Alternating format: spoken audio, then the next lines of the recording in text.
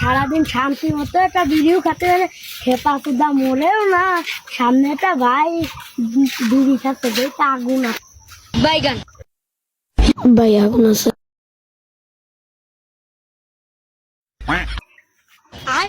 Hello, তুই মোহাম্মদের ছোট ভাই না?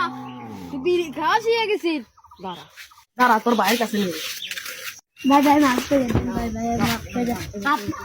তোর যদি পরে আবার বিড়ি খাওয়া দেখছি। বাইগান খেপা সুদা নিজেও বিড়ি খায়, আবার আমি খালি দোষ। সামনে মনে হচ্ছে একটা কাজ করতে, মনে হচ্ছে বিড়ি খেতেছে, যা দেখ চাই আগুন পাই নাকি। বাইগান